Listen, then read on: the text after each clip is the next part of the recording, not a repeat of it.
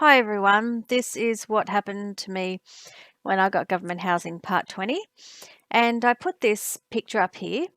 It's me and my daughter at Paradise Resort years ago when we went on holiday to the Gold Coast, and I didn't put it there because I went on a second holiday. Unfortunately, I put it there because it makes me feel happy, and I think that as you know, that there's some parts of the story that I'm telling you which are quite dark, and it does get worse as we go along. So I just wanted to step back a bit and not only think of the good times, but to share those good times with everyone else who's watching these videos, because it is important to remember, you know. Photos are a beautiful way for us to remember all the good things that have happened, and this is one of my favorite. So, after the death of my friend and neighbor, I was basically inconsolable for some time.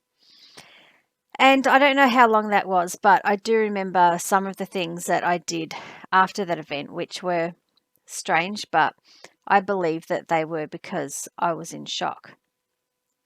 For example, there was one time when I stood at Melbourne Central Station on the concourse, just staring,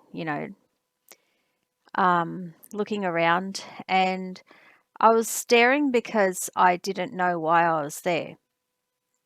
I had actually got on a train and travelled to the city, but once I got there, I didn't know why I was there or what I wanted to do. And that was pretty confusing for me. And I know I've said, that 100 times in this series, but I was confused a lot of the time. I was confused by what I saw. I was confused by the way people treated me. And sometimes I was confused by some of the things that I did myself. So I couldn't work out why I was there. So I just turned around and I went back home again. I can't remember what I did for the rest of the day. And I didn't keep a detailed diary of all my thoughts and feelings back then because I thought that I was just collecting evidence that would be seen in court, and I wasn't to know at that stage that literally no one would help me.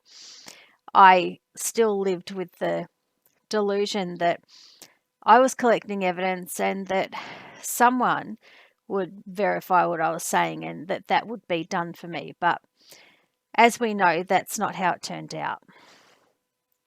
So getting back to my behavior during that period, on other occasions, I would start crying in supermarkets and I couldn't stop.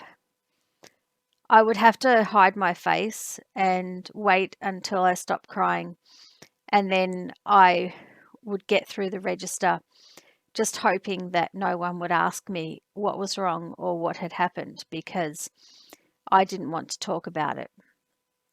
The other thing that was strange and disturbing was that I went back to see the doctor who had provided me with the certificate for my breakdown, and they claimed that I didn't know my neighbour, which was a pretty weird thing to say and a pretty strange thing for them to think, but they did. And they actually stated, "You didn't know the person's name." And it was cruel and patronizing, but it was also stupid. I mean, I did know that person and I lived near them, just I was like literally 1 unit away from them, and I cared for them. And I can't think of any reason why a doctor who didn't know me would make a personal judgment like that, and not just make the judgment, but also to say that. It was so uncalled for. Um, Especially when they didn't know. Oh, well, she didn't know me personally. I mean, she did know me, like, as a patient. And the doctor knew how the death of that person affected me. Um, because I had spoke to them about it, and obviously I can't reveal, everything about that because that's the subject of a medical consultation, but, that I can't reveal in this video anyway. So it was very confusing, but I got that behavior a lot from professionals and supposed professionals who would just write me off despite what I was saying to them and despite the evidence before them. I got the impression that the doctor had been got to by someone because, I'm just thinking that I'm dealing with that doctor and that's between me and them. So I have to ask myself, how the hell did they get the idea that they could come out with, something like that? So I just assumed that they had been got to by someone, and I don't know who, no, I don't know why, but I chose to stop seeing that doctor shortly after that. So on the 20th of the 5th, 2016, some people attended the unit of my neighbour who had passed away, and they removed his furniture, and that was hard to watch for many reasons, but I can't describe those reasons, unfortunately, out of respect for the privacy of that person. On the 26th of the 5th, 2016, I rang a program that they have in my area and I asked them to collect my washing machine and dryer. I couldn't bear to look at them anymore and they needed to be removed because they were just hard rubbish now that they'd been damaged. And the police hadn't collected them or come to take fingerprints of them or anything like that. So I believed that it was okay for me to have them removed. Then on the 29th of the 5th, 2016, I went out into my backyard and to put some washing on my washing line when the respondent opened his window, which overlooks my backyard, and threw a bucket of water on me.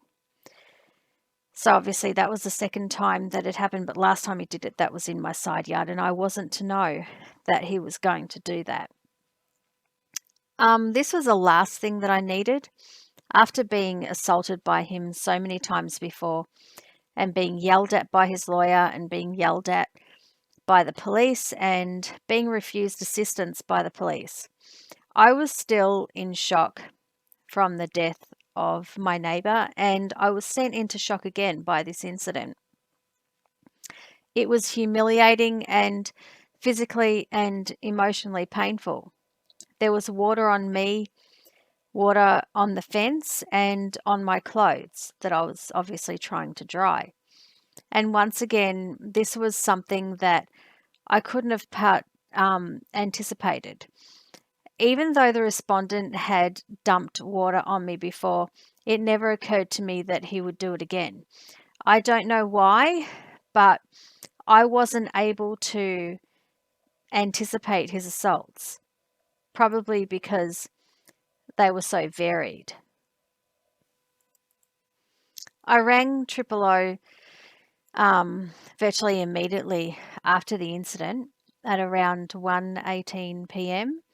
and by 6:18 p.m. no officer had contacted me and no officer had attended my home about the incident.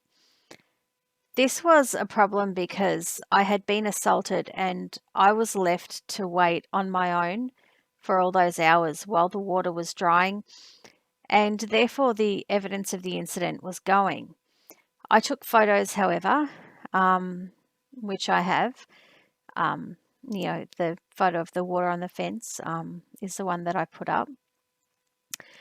So at around 7:15 p.m., a police officer from the local police station rang me to say that an officer may attend in about an hour. And then at 11 p.m., a different officer rang me to say that they were on another job and that they may get to me sometime after that. So by that point, I had been assaulted by having a bucket of water dumped on me. And for some reason, I rang the police because, by that stage, they had convinced me that they weren't going to assist me anyway. And because of all the other times that I had contacted them or tried to make a statement and they'd refused. But I don't know why I contacted them that day, but clearly I did. So I'd been waiting all day, and this was a call that I got at 11 p.m. So I think that was approximately 10 hours after the incident. So I replied that I didn't want them to attend because it was too late, and it was. I had to get up in the morning to take my daughter to school, and I was tired, and I didn't want to wait up, obviously at night for a police officer to attend, and it was weird. What happened to me was weird, but the idea that the police could take 10 hours to attend something where, I'd been assaulted and, there was evidence that they could have taken photos of and could have taken a statement from me and so forth, was quite it was strange and creepy, and the idea of a police officer turning up at my home after 11 p.m. after I've been waiting for 10 hours after I've been assaulted, it was just horrible. So anyway, I told the officer that I would email him photos of the incident, and the officer replied that he was going on leave. And at that time, I actually didn't have enough money to recharge my phone. So I would have had to wait to get money so I could recharge my phone so I could email these photos that I took of the evidence of me being assaulted. So this is what my life was at that stage.